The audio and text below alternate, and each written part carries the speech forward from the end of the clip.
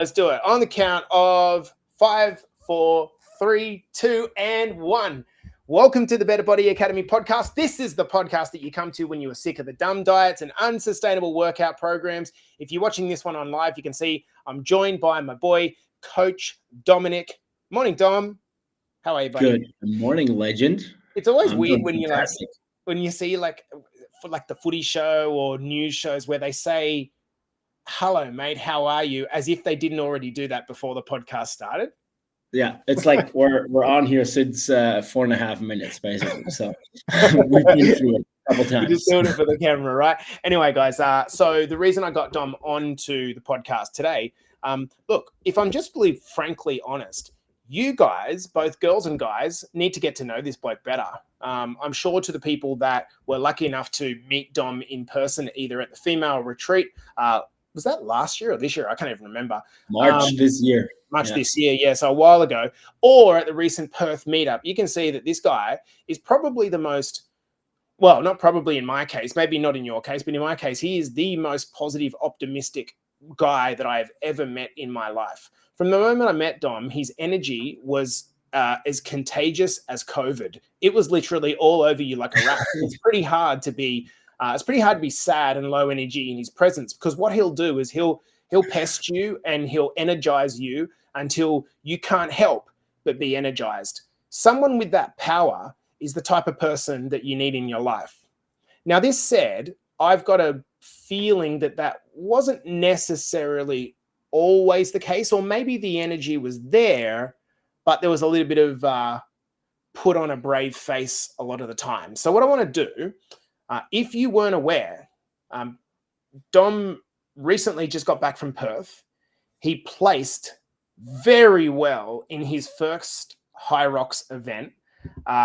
He's about to go pro, do we call it? Are we going to call it pro? I don't know. Let's go pro category. Let's go pro category. Pro. Yeah. So for those of you that don't know, Hyrox is a performance sport. Can you tell us a little bit more about actually what it is, bro? Sure. So Hyrox is an event. It's the same thing every time. They build up a course in a convention center. It's a kilometer of running and then a station. So a total of 8 kilometers of running and 8 stations. It's always the same. The stations are things like rowing, skiing, burpees, wall balls, lunges, right? So, pretty intense event, but a lot of fun, right? Okay, so tell us on a participation scale, just for a little bit of a flex for you, how did you compare in your first event? How did you place? I placed 9th out of 184 in my age group, and 60th out of 981 in the whole category in all of men. Yeah. Wow. Okay. Yeah. What did it take for you to sacrifice in the sort of 4 to 6 month period of training? What things did you have to double down on before we kind of get into the mindset stuff? What did you have to double down on? Well, you know best. At least we wanted to have one beer when you were here when I was visiting, and I even said no to that. So not one beer. Yeah, not even a beer, sadly. Quite a lot. I think important is, when we want to achieve something and we align everything to achieve said goal, interesting things can come, and they have, right? But it all had to do with prep and aligning, just saying no, right, when social things came up. So, and you're already a pretty lean guy, but in order to compete in this category, you had to drop like another 6 or 7 kilos, right? Yeah, I didn't have to, but I chose to. Obviously, I was competing against very fast people because it is a running event. So running is a big time. I'm more so, I was at 93 kilos. So I dropped all the way down to 86 kilos over the span of those 5.5 months. Wow. To just be fast as fuck. Yeah. And to put that into perspective, Dom's like 2 foot taller than me, and I sit usually before my cut at around 85, 86 kilos. So he dropped a lot of weight for his height. Anyway, let's get away from this. By the way, if you're thinking to yourself, hang on, Jace, Dom's not that energetic. I'll just let you know that it's 5 a.m. where he is and he has roommates. So the normal, He's holding back. Yeah, he's trying to hold back a little bit and not wake everyone he's in his neighborhood up. So let's get to the crust of this podcast, bro. So I think that a lot of people that, in fitness, they only show their shiny side, right? And the issue with that is that people who are inspired by that person, if a person's come across your content perhaps or has seen you inside the group, they might look at you and go, well, I'm just not a positive person like that. I'm just not an energetic person like that. So would you say that you've always been like that? What's your process? I think to an extent, yes, but definitely in the inside, no, right? I think you definitely have to. You're your own Smith in that case, right? It's completely up to you how you portray and touch people, and even if you have a shit day, right, you can say, okay, well, maybe it's honest in that time to show up as you're feeling, and you're feeling shit, so everybody's gonna see and feel that.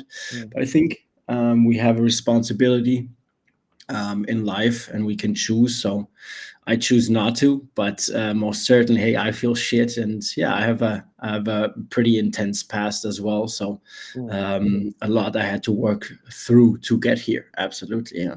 Do you want to touch a little bit on, for the ladies that were at the retreat? They got a front seat to Dom talking about his past. But there was a key moment really in your kind of upbringing. You might just want to sort of share a little bit about. Sure. Let's touch base there. So I lost my mom to cancer when I was 15. And yeah, it really, obviously it's a shit time, right? As a kid, you need your parent.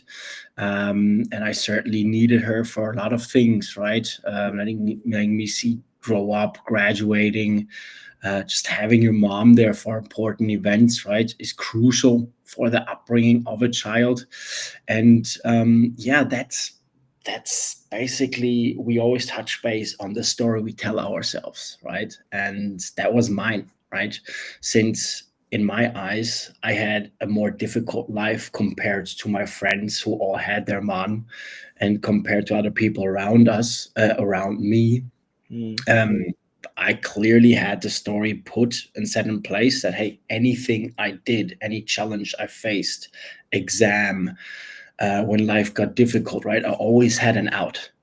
And my out was, well, my life was more difficult. It's okay to fail. It's okay to come short, right? So I was always missing that 10-20% that you kind of have to get to get through these hard things. Anybody has to, but in my head, I had an excuse, and I had it for a long time. Right? I had this for 10 years. I was going to say, do you remember being like a 15, 16-year-old boy and like not just feeling it, but almost like blaming that? Or was it just something you've reflected on since you've got older that maybe showed up? I was so stuck in that story. Like, I didn't realize that I was doing it. I was so convinced that it was okay what I was doing, right? And I defined everything I did around it, right? So it wasn't really a conscious decision. It was just like, hey man, like that's me.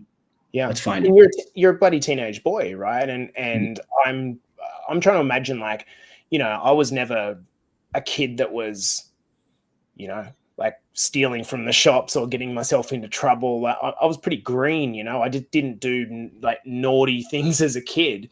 And I'm thinking like how unworldly I was. And that was partially because my parents cuddled me and looked after me. And I'm trying to imagine when one half of that pie is not there, it must have been really, really difficult. And how did that, as you kind of got into your teenage years and early 20s, did that continue to play out? Yeah, continue to play out, numbing myself with alcohol and drugs, right? That was on the daily menu, and especially weekends. And I was looking for that. I had those friends, that release. Yeah, pretty much continued. But you get by, right? Because you still, that 80% still gets you a graduation, even though I had to do some detours and some extra years because I failed a lot of exams. It still gets you a good job, right?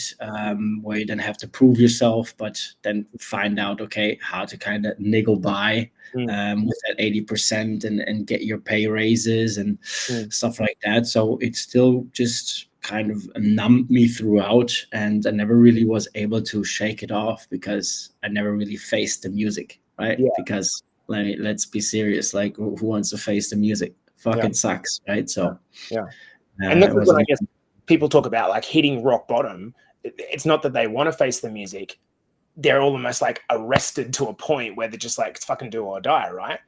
So did something like, when we met maybe a year and a half ago, probably, I look at the change that's happened to you over that period of time, the change to your body, the change to your mindset, the change to your, most importantly, I think it's the self-belief. Like that really happened quite quickly, and maybe it was always there, but I didn't see it. Perhaps there's a possibility there, but the way that you've kind of showed up and this most recent event, I'm guessing that there's a number of mindsets, and I challenged you yesterday to try to understand what those mindsets perhaps are. So can we go about sharing a couple of those that you've come across in your reflection that maybe over the course of the last year have really helped you go up to your next level? Sure thing. So, I mean, let's start with my story, right? I think that was a big part. And you hear this a lot, but I definitely want to emphasize this because it's been so important for me. Just understanding that, hey, no one's coming to fucking save you, right? I'm going to repeat it. No one is coming to save you, right? Like I've been living. If you were listening to this live, you ought to write this down in the comments. No one is coming to save you. No one is coming to save you. Guys, nobody is coming to save you if you wait your entire life. Some people take it to their grave, right? Never live up to their full potential because they still wait. It wasn't like a penny drop moment for me. I had to work for this. For me, it was still realizing, hey, my mom passed, right? But she didn't pass for me to just lament and not step up into my superpowers, right? It's not why she passed. Right? She passed so I would fucking step up, right? So just realizing that you still get to get up every day. The person, some people don't, right? So nobody's gonna save you, right? You have to take it on the chin at some point and take responsibility over your shit.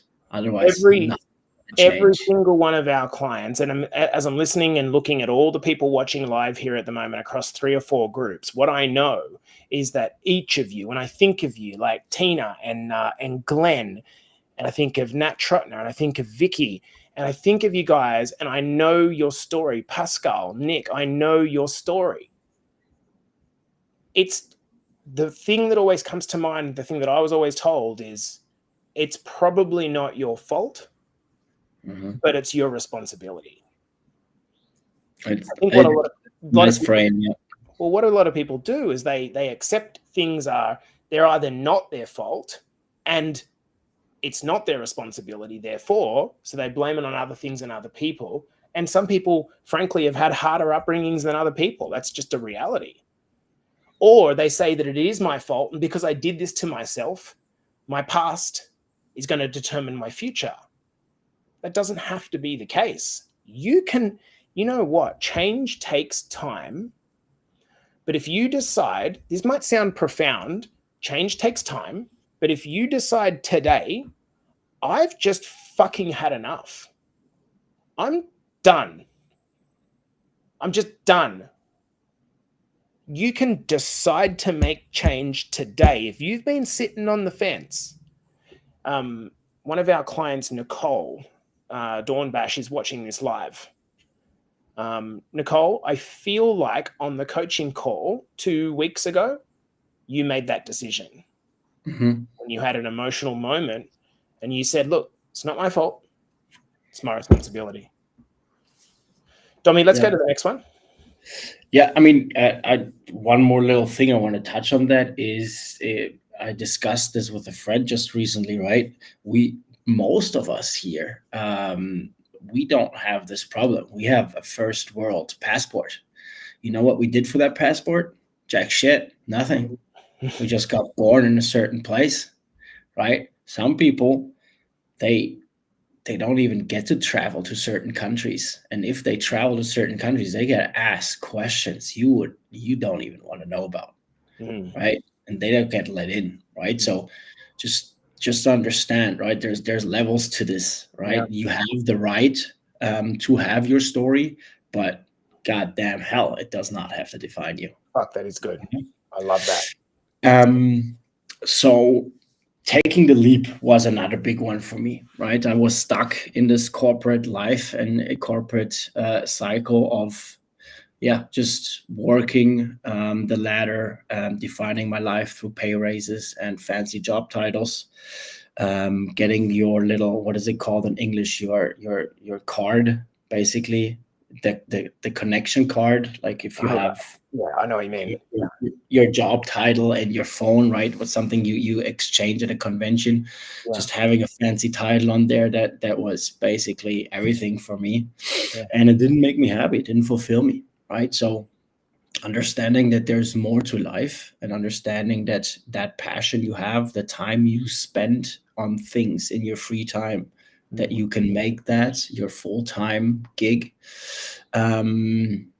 was big for me, right? And having the courage to take that leap, even if it means starting from zero, was the best decision and the best thing ever happened to me.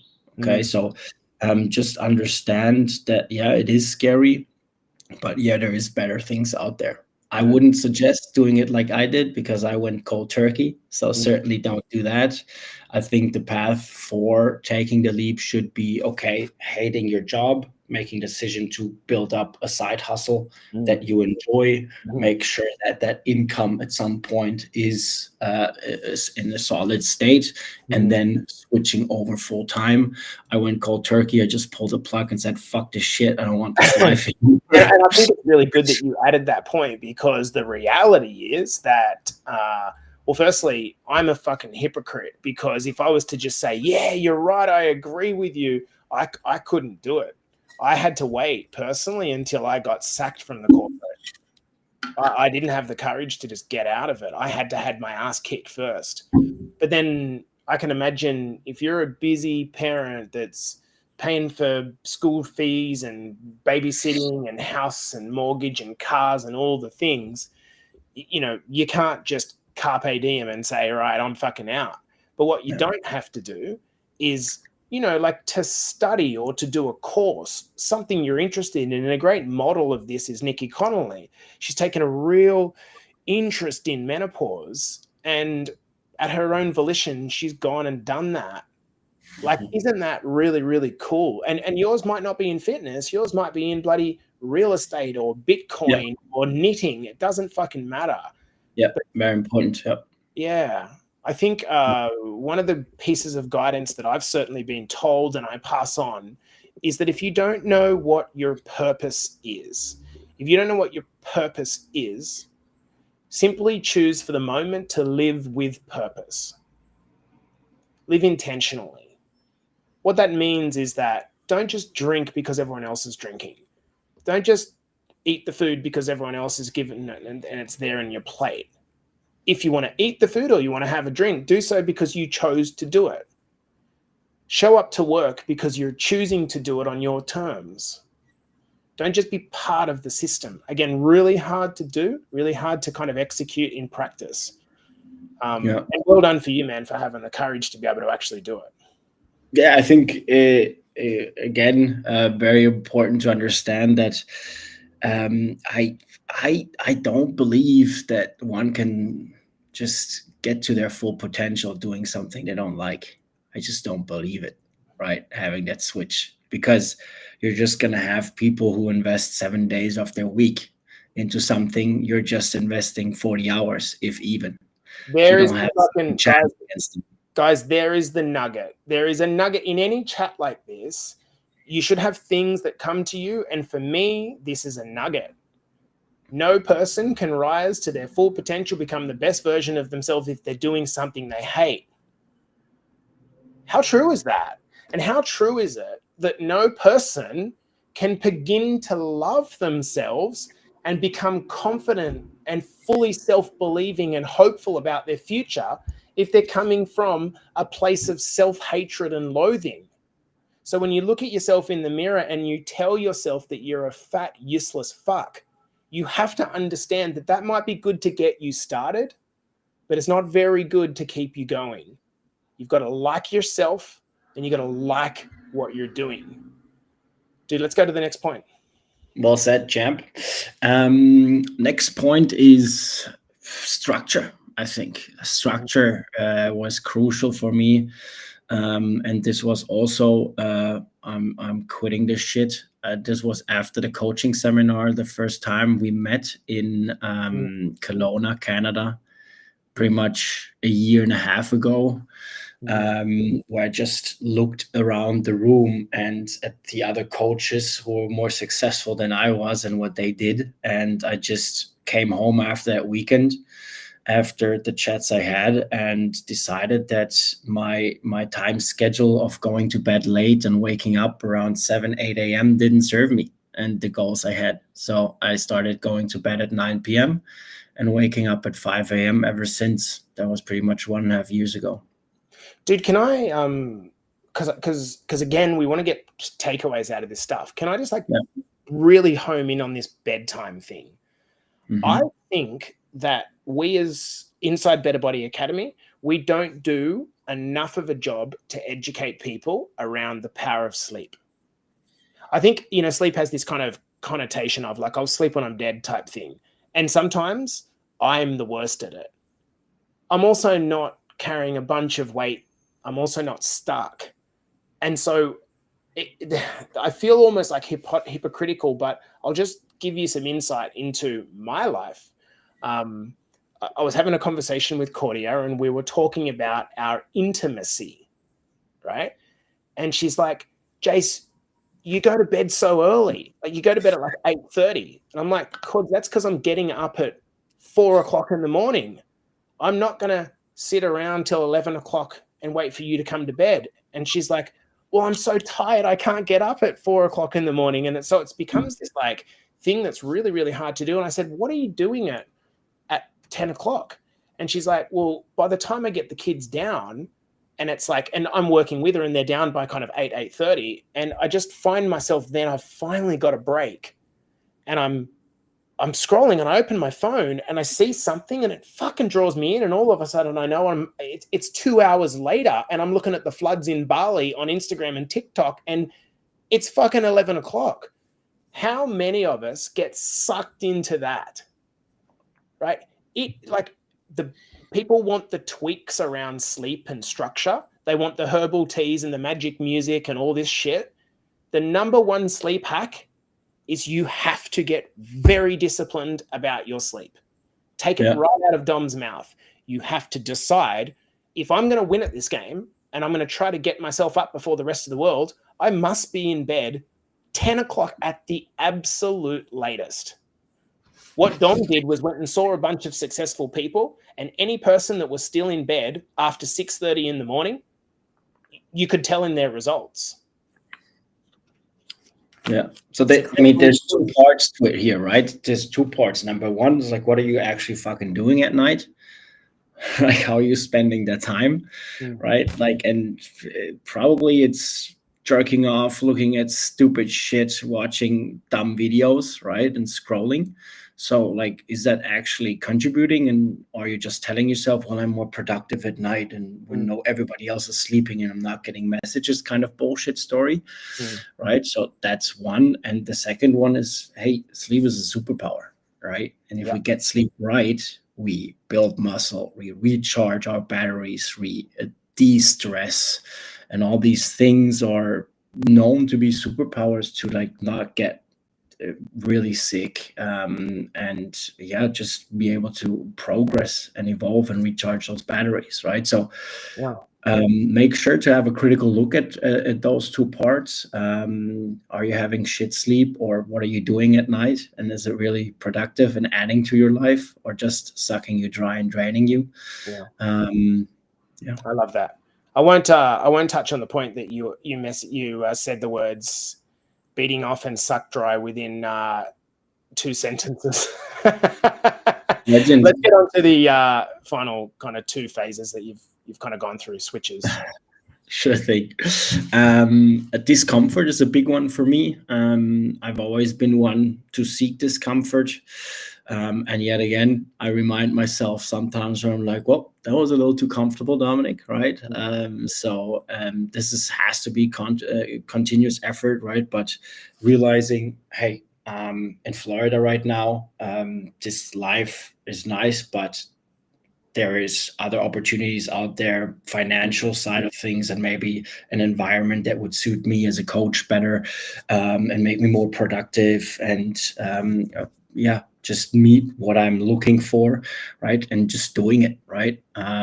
Closing a life, opening up a new one, making moves, getting out of your comfort zone, saying hi to people, connecting, taking that first step, understanding other people are shitting themselves too, right? Doing uncomfortable things. For some of us, it's just going to be going to the gym and being like, fuck this shit. I'm sick of it, right? I'm going to go to the gym. I'm going to stand next to that hairy guy and I'm going to do my fucking curls. Yeah. Okay. That's scary. That's fine, right? But understand that nobody gives a shit what you're doing in the gym. Nobody gives a shit. And guess what? Nobody will remember. Here's the thing that's ever present to me. People will criticize you for being lazy and not doing anything and staying in the same spot. Then as soon as you start to change, people will criticize you for changing and doing different things and becoming a different person. So you're going to get criticized either way. And the reason I brought this up is I've noticed that that Paula's joined the conversation, and she was awarded recently with a pretty good award. Beautiful woman, by the way. I got to meet her. What a girl, right? And instead of people embracing and supporting her, for the large part, people criticized her, tall poppy syndrome, for doing too well. Like, I mean, it fucking blows my mind. And I get it, because the jealousy is inherent in all of us. People are going to judge you either way, man. Yeah, get out of your it's gonna happen, and it's happening. And I think if we learn, judgment is fine. Like shit, we need to get out of head. Like everybody judges. We're human.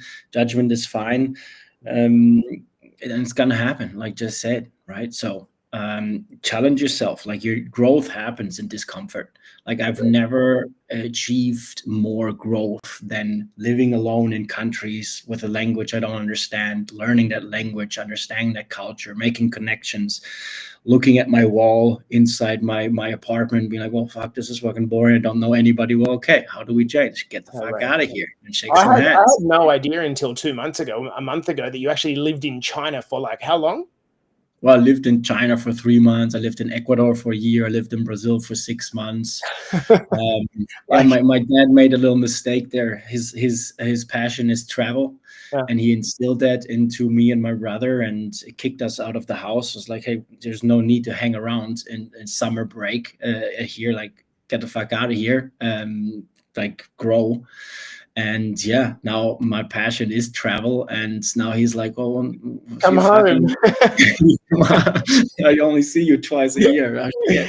Now you got to pay for the international flights twice a year to go back and see him. But anyway, your fault. Hey, let's get on to the final, bro. Beautiful. A final point, and where I'm currently putting a lot of work in, is, hey, believe in yourself, work on yourself, build yourself. Right? Like if your sole time of the day is just structured around, well, I have a 9 to 5 and I'm going to hit that job and come home and watch TV, you're not doing shit. You're not doing anything, right? You have to invest time into yourself, right? I've been doing a lot of journaling, a lot of gratitude work, a lot of positive, right? Just seeing things, even if they're so small that you've done good in the past or yesterday, writing 5 things down you're proud of yourself for. Small things. Currently, a big one for me is meditation. So I've restarted meditating 3 weeks ago, every day 10 minutes. Let me tell you, it's not giving me jack shit, but I'm not going to quit until I get something out of it. And it's interesting, right? I went from having that monkey playing the, what are they called, Symbols, yeah. the symbols in my head for 10 minutes to just like currently now, I don't know if it's the right thing to do, but now I'm just structuring my day and the tasks I have to do in that 10 minutes time window, right? Right. Again, right? It's learning, it's learning about yourself, your strengths, your weaknesses, and focusing on something that gives you growth, I think, is crucial, right? You And know, I've got a lot out of the that. hardest part, and to anyone that ends up listening to this, like the hardest part for a parent particularly is like, how the hell do you carve out the time? Like, you get up, you might do an hour of, like, let's say you go to the gym or you go for a walk, and then it's like kids, breakfast, school drops, all day at work, kids, dinner. Like, dude, it's like, I was having a conversation with Cordy this morning. It's like, this is hard. It's hard, but it's not as hard as being 20 kilos overweight and dying at 60 years old. You have to find a little bit of time for yourself. And rather than think of like, I can't do an hour and a half gym session, it's not even worth doing. It doesn't need to be that. It's literally these little micro commitments where it's maybe 10 minutes of reading a book, like 10 minutes. It's 10 minutes of asking yourself, like, what is the one thing I want to achieve today? Just one thing I want to achieve today. It's 10 minutes of planning your lunch. It's 20 minutes of going for a walk in your work break instead of sitting down and waffling to people about how Susan's a bitch. There are a billion different ways to skin the cat, but it starts with you going, I'm deserved enough. I'm deserved enough. I don't want to end this in a morbid way, Dommy, but I'm very, I leverage my own mortality so much. I just That's think, your kind of, yeah. well, because I feel like I lived a number of years just like wasting time. Yeah. And one of the things that I see consistently in people like Xanth and Nick and Terry, the real kind of OGs that break through, one of the things that I see is they don't slow down, they speed up. And the reason that they're speeding up is because they fucking realize how many years they wasted. And you can't make up for lost time. You can't rewind the clock. All you can do is just make the best of the shit that you've got left, right? And it sounds a bit silly, but denying this and saying, like, I'll start next year, I'll start next week, I'll start next month, it's just like you're eroding away more time thinking that there's a perfect time to start, and there's just not. There's just not. And see the things you're doing well, right? Maybe that's a start. Even if it's 2 minutes, write down 5 things you're proud of, because there's so much shit and we only see the glass half empty and the negative and the things we didn't do, right? Yeah. Write things down you're proud of and just change that perspective of beating yourself up all the time and start seeing all the things you're doing good in, because each and every one of us does things well every single fucking day, right? But we're just not seeing them. Dude, we're going to have to bring you back in the next couple of weeks at like midday your time so you can fully rip the scab off the energy levels. Was it that low energy? No, it's just clear that you've needed to keep a lid on it. What would you like? What would you like one message to come out of this podcast, Dom? Like, if you could simplify what we've discussed, what's because you've been thinking about this overnight. What would you kind of like to be one message as a takeaway? Yeah, I think the major point here is the story I'm telling myself, right? And Jace, me, and the other head coaches, we pretty much know each and every one of our clients' stories, and we know everyone out there listening to this, you also have your own story, and it's something you're telling yourself, and most of the time it's keeping us stuck, and a lot of people take this story to their grave. Right? So just be mindful of, hey, everybody has their story. You get to have your story, but it sure as hell doesn't need to define you. The best way to probably go off that is to say, well, yep, acknowledge there's a story there, but just start. What I personally did is just started to poke holes into the story. So when I realized that I had a story, and that story was, I can't change jobs, I can't do this. I'll tell you my story before I got into what I'm doing. It's like, I can't quit this because I've got a mortgage. I can't do that because I've got a mortgage. How am I going to pay the mortgage? And secondly, I can't be successful as a weight loss coach because I've never been overweight. I can't be successful. No problem. Who's going to listen to you? Who's going to listen to this guy? You've never been overweight. These are stories that I told myself. And then when I started to kind of just like stop being the inner critic and let's just look at this objectively, look at your story. Start to poke holes in your story. Are you too old?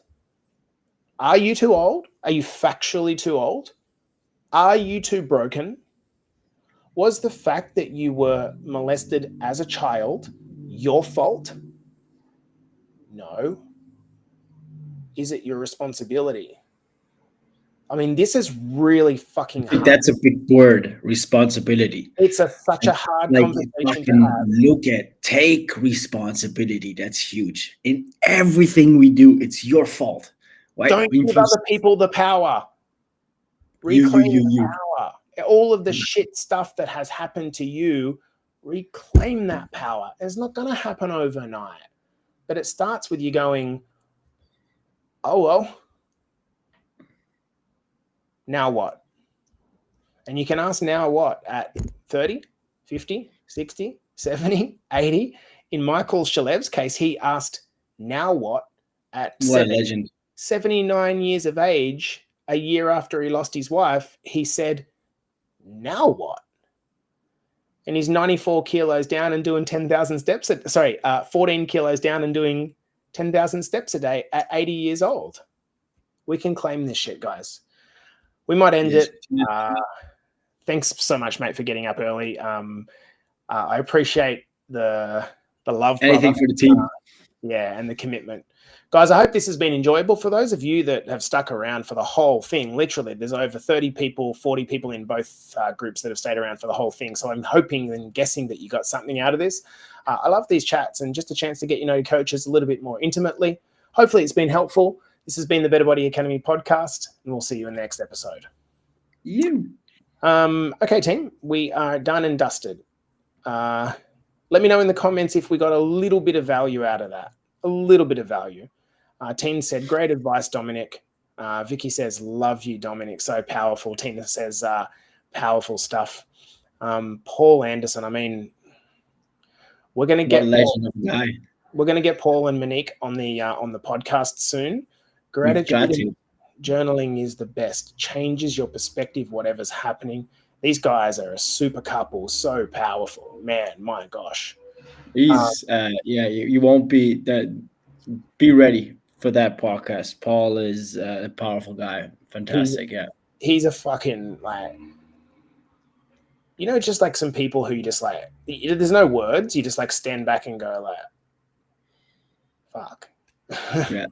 We have a fantastic coaching call on Tuesday with the Aussie legends. Yeah. He's a big part of it. Yeah. A lot to offer. Okay, guys, we're going to love you and leave you. Thank you so much. Appreciate you. Have a beautiful morning, evening, or afternoon. Peace.